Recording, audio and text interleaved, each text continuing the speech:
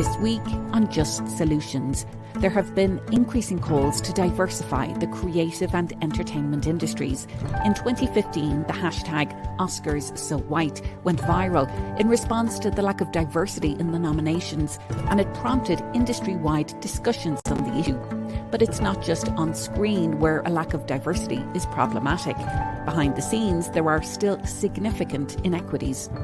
Free the Work is an organisation that advocates for underrepresented creatives. Daisy González is a content specialist with Free the Work, and Pamala Buzick Kim is the executive director of the nonprofit that's focused on equitable representation behind the lens. From Free Speech TV, Just Solutions.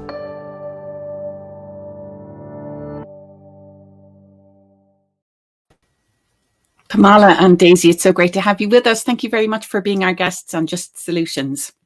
Yes, thank you. Yes, thank you so much. Well, we are in awards season, of course, the Oscars and many of the other awards doing the rounds right now. And there is this ongoing conversation and debate happening about the lack of diversity. But so much of that attention is focused on what we see on the screens. And there's a lot less known about what's happening behind the scenes and the countless workers who are involved in creating those productions and the lack of diversity in those areas as well. And so what do you think is the scope of that problem? If we're looking at what's happening behind the camera, behind the scenes, how big is the issue of a lack of diversity? Pamala, we'll start with you. Absolutely. I think, making changes in front of the camera is like almost like an instant gratification thing, because people generally look for change overnight. And so doing something in front of the camera and writing characters in or replacing characters with maybe people of color or people from different sexual orientations can tend to be like a little bit of an easy win. So when we look at the bigger issues and the bigger needs, the people behind the camera tends to be a little bit more systemic. And so that's a much larger process that we have to tackle. And I'd like to talk about the knock-on effect then.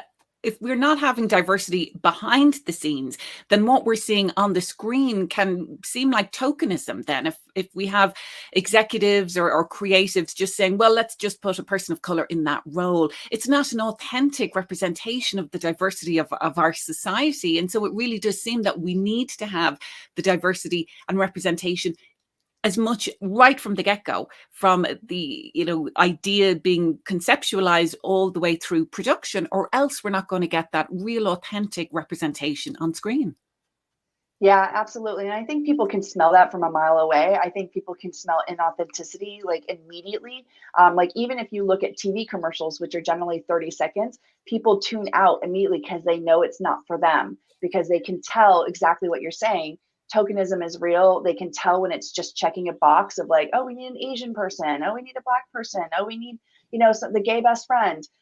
It's why we look at storylines that are quite a bit deeper and try to understand how these people are reflected in the story. How are they involved? Does their involvement change the storyline at all? And this goes across, not just for people of color or people from different sexual orientations, but this calls for gender. It also looks at military veterans and people who are living with disabilities.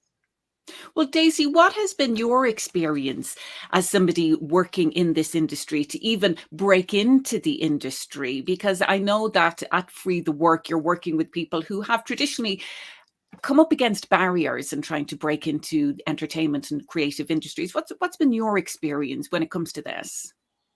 I think the first thing is definitely maintaining a kind of like a center. Because a lot of the experiences can, no matter what it is, whether it's on the extreme or on the kind of like microaggression level, it's a little hard sometimes to remember that you do belong in these spaces. And that, so that's like the first thing, is just kind of remembering like, this is, unfortunately part of the process. But I think a lot of what I've encountered personally is a lot of the things that I've experienced have kind of been because of ignorance. I think people just get very comfortable and they get comfortable in that ignorance. And some people have been willing to embrace the change, and then others really balk at it because they just don't understand it. And that's a very simple way of saying it, but I think a lot of it is rooted in that. And I think helping people find the answers, I think will ultimately be beneficial in the long run, not just for me personally, but for everybody who's trying to break in. Because it's like, how much more likely is it for someone to have the connections, or to be able to even afford like the social economic part of it too. So those are things that you kind of are instantly faced with, and you're just kind of like, well, how do I jump? And a lot of it is just meeting the right people who are willing to mentor you and guide you through the process, and help you learn to navigate that ignorance, because I think that's kind of the hardest thing. And I think that's a huge thing to emphasize, that if you are not already connected to a certain network, that in and of itself is a barrier. And it seems to be particularly prevalent in creative and entertainment industries. And Pamala, I know you personally had that experience yourself, not necessarily having those connections right from the get-go. So talk about that as an overall problem and how that creates barriers around diversity. Absolutely. I mean, that was one of the initial reasons why Free the Work was originally started as Free the Bid by our founder, Alma Harrell, because she came in and she was making art films and music videos. And then she really didn't have connections into the industry. She didn't have an uncle in the business. She didn't go to film school. And so when you're starting from behind that kind of capability, you're kind of like, well, how do I even get in? It's a little bit of a mystery. And so I think even for myself, from where I came from, I didn't know that commercial productions even existed. And so it wasn't until somebody literally pointed it out to me that, oh, there's a production company that does these things for the ad agencies, which does these things for like Coca-Cola or the brands, that then I even knew that this world existed. So I think that's a huge barrier. Like a lot of what we try to do is demystify the process and kind of allow a lot of networking and socializing, not even necessarily always physically, but looking for, like exactly like Daisy said, looking for those people who are willing to mentor, looking for those people who are looking to expand their Rolodex of people and bring other people in who don't necessarily always look like them. So those are the kind of our champions. Those are the folks that we look for. And those are some of the programs that we put in place to bring more folks in who maybe don't have those connections. And it does seem that this goes right back to the very beginning of people's careers in entertainment and creative industries. And I've seen this happen in news media as well, where very often, if you're lucky enough to get to go to college and study this industry, or study, these jobs, you need to have an internship to really get your foot in the door. And so many of those internship opportunities are unpaid.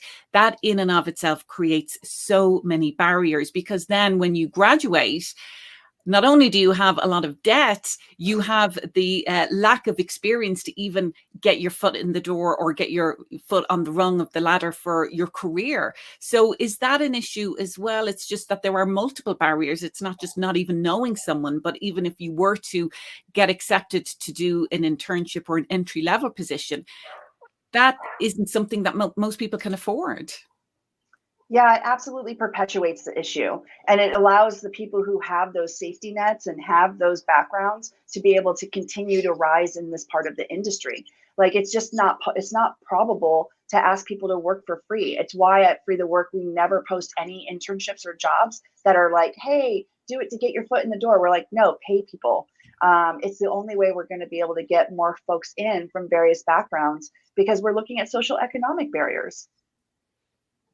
Well, we often get caught up on statistics and numbers, and I do want to talk about that because they're very real and quite stark, but I also want to talk about people's lived experiences and how, a lack of access into these industries is creating many problems. But what are we looking at? We're talking about a lack of diversity on screen. What is the reality about behind the scenes, the lack of diversity and representation? Well, I think Daisy, you can even go into some of the Oscar nominations, and we're seeing some highlights, but maybe not always supposed to be highlighting them because of the historical relevance of them. But I'm gonna let Daisy jump into that.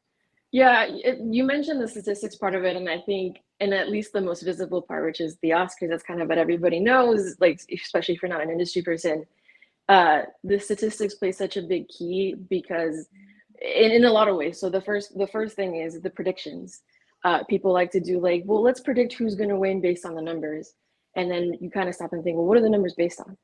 Are they based on who's won traditionally? Literally, what is the anatomy of a winner? It's typically white, it's typically male, it's typically, there's very specific instances. And so the statistics from the get-go don't favor filmmakers or films that are about excluded people. Like they just don't. So that in and of itself, I think, is something people haven't quite come to terms with, is that the statistics on their own are I don't want to say problematic because that's such a word, but it's just like they're not a really accurate measurement of who would honestly be deserving to be getting that trophy. And on the other end of it too, it's who's having these conversations, right? So you mentioned earlier of like how even getting into journalism, that can be difficult and it's overwhelmingly white. It's the same thing. Who are the pundits? Who are the majority of the pundits having these conversations and influencing these voters to vote a certain way? And it's not like there's an agenda or anything, but it's just like a lot of that is ideas that are kind of inherent for a lot of people, and they don't even realize it most of the time. Some people do, but like most people don't. So I think that in and of itself is kind of that's a separate thing. And then and specifically in this season, with the network's decision to omit 8 of the artisans categories, you now have this dynamic where the favor kind of goes to the in front of the camera, because I don't know if it's because there's a lack of understanding of how important the visibility behind the camera is, or just the lack of value. But there's a lot of nuance behind these conversations, because if we, and obviously there's the disrespect to the artisans, because that's it's I don't think it's necessarily appropriate to not give them their time in the spotlight. But there's also just the fact that if you don't see those roles being awarded and those roles being present, or just even understanding on a basic level what they are, you're not seeing the problem, because then they can just it just goes away. So if it's not visible, then it's not an issue. So sorry, I just threw a lot at you, but I think it's all kind of tied together, and I really do think that the way that we talk about the statistics also has to change, because we can't solely rely on that to make predictions, and we can't solely rely on that to make change, because the statistics are always going to be biased in some way or another. You bring up some really excellent points, Daisy, and it really, to me, gets back to representation. If you don't see that this is happening or not happening, it's very difficult for action to be taken. But also, if you don't see that these jobs are there, that there are people like me doing these jobs and being recognized by these awards, it's hard to almost conceptualize yourself wanting to be in that space as well. I mean, what was your experience growing up as a young person wanting to break into this industry? Did you see people who reflected your life experience doing this work? I mean, I think it almost gets to that fundamental level. If we don't even conceptualize ourselves in these spaces, that's the first barrier we almost need to overcome. To answer your question, no, I never did, or I rarely did, because obviously there are a few folks who did manage to break in, but it kind of jumps into pigeonholing, and they get pigeonholed into specific roles or into specific types of films. But on the other hand, too, it's every time people talk about this when it comes to movies or shows, the first retort back is, "Well, make your own thing." And I'm like, well, I would if I could. That's like the first thing. The second thing is, I think people sometimes don't understand that we, or a lot of folks that are members of excluded communities, have had to learn to relate to the majority characters that are portrayed on screen, and don't stop to think, hey, maybe I could do that if I was watching somebody else that doesn't look like me on screen. I think people, for some reason, a lot of folks who tend to have that argument against representation are kind of, I don't know if it's incapable of empathy, that's a little aggressive to say, but I think I think that lack of wanting to understand others, because at the end of the day, they're stories, and we're humans, and the stories are relatable no matter what. Like, if I have, for the last 20 or so years, have been able to relate to all of these white characters, why can't they do the same? And that's a more hypothetical question, but I think growing up, it does affect you to not be able to see yourself. And it doesn't have to be an exact version of yourself, because I think even that phrase has been kind of co-opted in a weird way. I think it's just seeing people like you have similar struggles that still feel universal. And I think there's countless examples, at least in the last 6 years, of films and storytellers that have been able to do that, and they've resonated worldwide. So I to answer your question, yes, it does have a really big effect. And I think a lot of the reason why a lot of us choose to be here is just because we love storytelling so much. So it fuels us more than anything. Well, we would love to hear from our viewers. Let us know your thoughts on this issue as we are in the big awards seasons, recognizing the different aspects of the entertainment industry. Are we seeing all aspects of our society being represented and acknowledged as well? Drop us a comment. Let us know your thoughts on this and let us know where you're watching. Well, Pamala, there's often a focus on the problem, which we absolutely need to dig into, but then we don't often have time to talk about the solutions. And part of the solutions that has emerged is the organization that you're the executive director of, that Daisy is part of, Free the Work. So tell us a little bit about the inception of that. You touched on it a bit earlier, but why it is so important and what it is that you do. Absolutely. And I think that's also why we love this show, because it is called Just Solutions. And so we kind of have the same philosophy where it's like, if we continue to talk about the problem, we're going to be in an echo chamber. And also it becomes like it falls on deaf ears at some point, in the sense of, if people just keep hearing what's wrong, or how they're doing it wrong, then at some point they just start to tune out.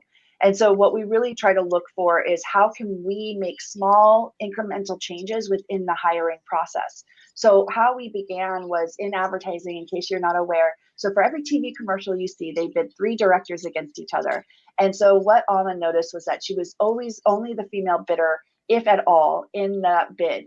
And as we know, like with baseball, you can't, the more times you get up to bat, the more chance you have of getting on base. And so what she did was she implemented a very simple rule that for every triple bid, there'd be 1 female director at the time. We've since expanded that. So now it's for every triple bid, there's 1 underrepresented creator. And what this does is doesn't award them a job. It doesn't give them the job. It just gives them the chance to also be in the mix. And once you start to be in the mix more, you start to get more familiarity. Your name starts to get more presence. You start to learn how to pitch better. You start to understand what clients and studios and everyone's looking for, so that you're better equipped to have that conversation. And you start to really look at the structure of creativity. Because at the end of the day, we are in a creative business, and we can't tell people who to use. You can't tell people who to hire, especially A, we don't want quota hiring. And then 2, we want to recognize it is a creative business and it can be subjective. And we want people to get there. Nobody who's from an underrepresented community, including myself, wants to be given something. We always want to earn it. We want to know that we were able to, be in the shuffle and be kind of part of the exposure and the process. And so what we do is we really try to uplift underrepresented creators and say, look who you haven't discovered yet. Maybe you have the chance that everybody always goes back to the same list when they're crunched for time or they're crunched on budget. They're going to go with something safe. And safe usually means somebody that they know of, that they've already used before. But if they keep going back to that list, it's going to be the same people that they keep awarding that commercial to or that film to. And so we see the same names over and over because people are looking for that safety. And so then this puts an opposite kind of effect on those who are not as known, or those who are underrepresented, as either being risky or under budget or inexperienced. And so those are some of the stereotypes that we find. And by doing that, by fighting that, we uplift creators and say, don't you want to be the person that discovers the next Spike Jonze or the next Spike Lee? Isn't that much more of an exciting creative endeavor than going back and using the same folks with the same stories over and over? And also, when you do the same story over and over, that story becomes a lot less special. And so that's why you're seeing the same things over and over. There are so many stories to be told from so many different points of view that can bring so much more consciousness and empathy to the world that we live in, if we actually just expand our Rolodex of who is in our realm and our world. So a lot of what we look at is, 1, hiring practices. How do we make those small little changes like we did in the 1 and 3 for commercials?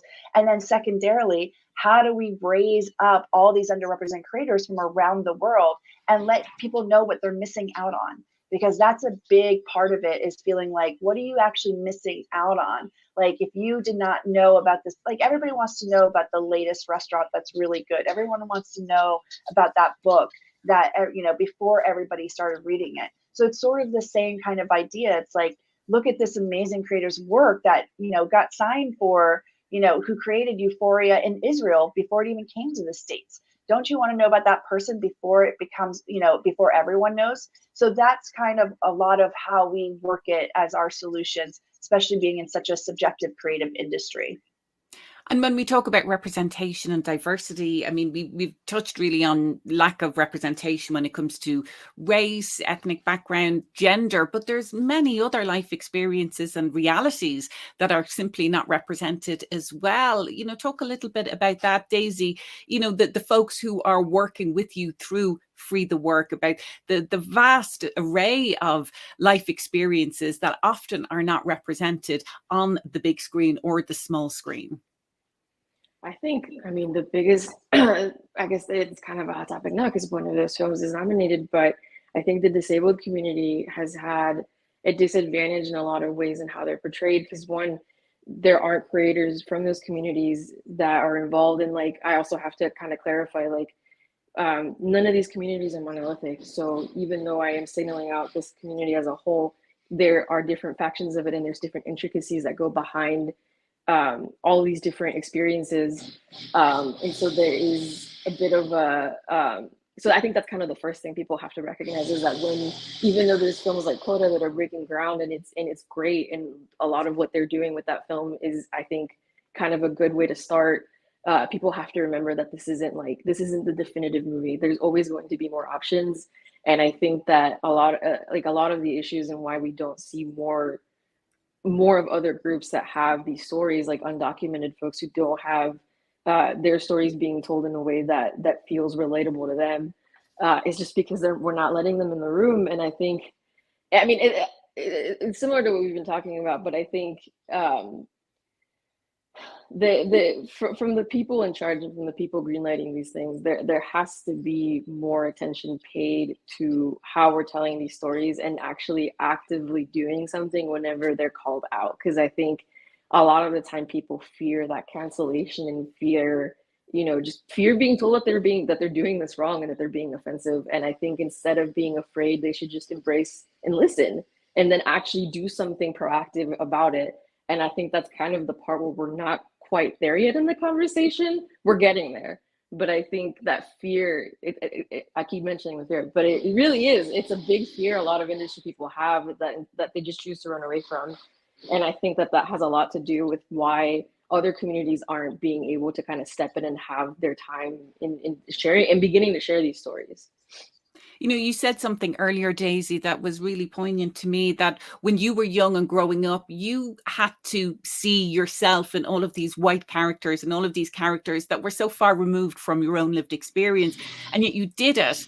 And there's this barrier to the, generic white audience saying, well, I don't see myself reflected in that other character, where so many other communities have had to always see themselves reflected in white characters. And so what is the overall impact when we don't have diversity behind the camera, behind the screens? Because that then, of course, trickles up to representation and diversity on the screen. I mean, what is the overall impact on young people, on society as a whole, when we're not really showing the full breadth and wealth of life experiences, and we have such a narrow view that that's being reflected on the big screen and the small screen?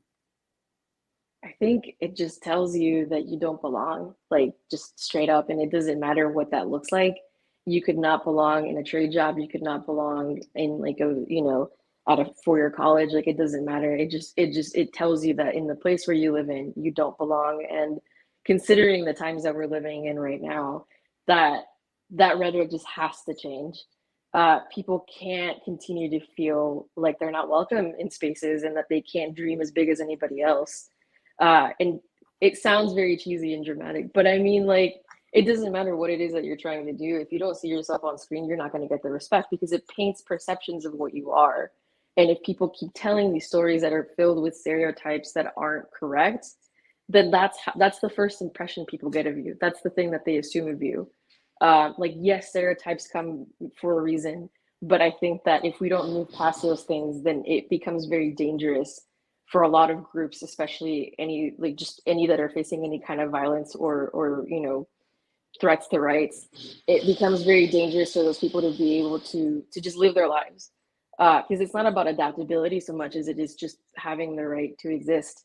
And again, this sounds the stories that we tell do impact the way we perceive other people, and it's why it's such a powerful medium. I mean, if it was easy, I think they would just let anybody do it. And I think there's a reason why folks aren't allowed to be in these spaces, because they know the impact that the stories do have on the way we're perceived. Well, Pamala, I know there's a huge economic impact, and it's often the economic impact that makes change. Unfortunately, that it's the Hollywood Reporter and UCLA have both done reports into this, showing there's a massive loss in economics when it comes to how much money is being lost because of the lack of diversity. When you think of how many different communities are out there that if their stories are not being reflected, that's actually a huge economic loss for the industry, because people aren't necessarily going to want to consume that media.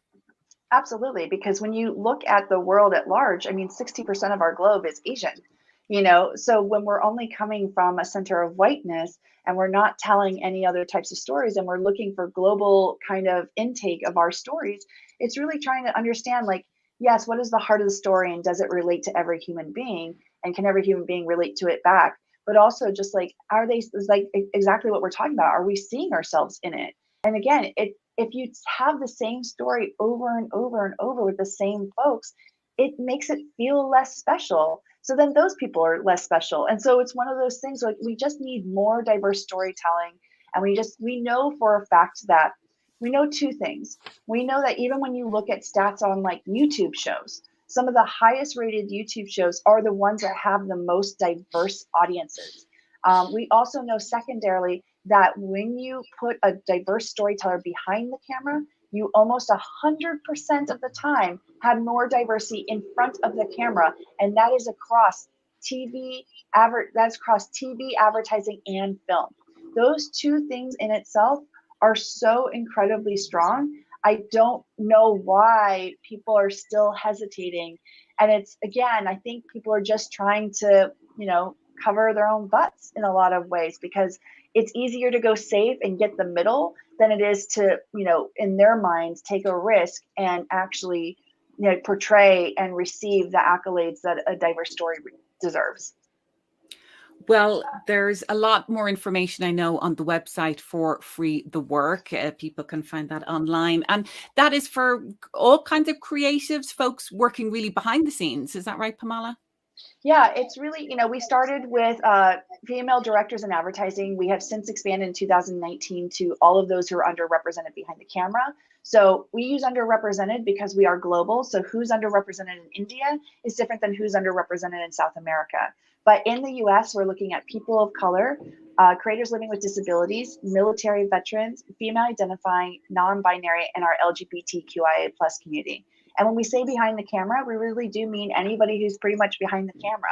So directors, editors, composers, colorists, DPs, etc.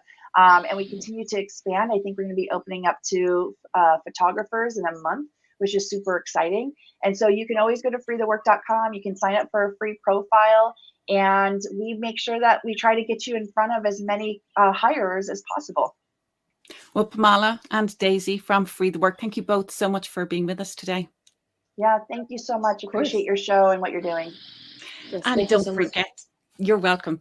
Don't forget that Just Solutions is also available as a podcast, so you can listen anytime to past episodes. Subscribe wherever you get your podcasts and join us same time, same place next week for another Just Solutions from Free Speech TV.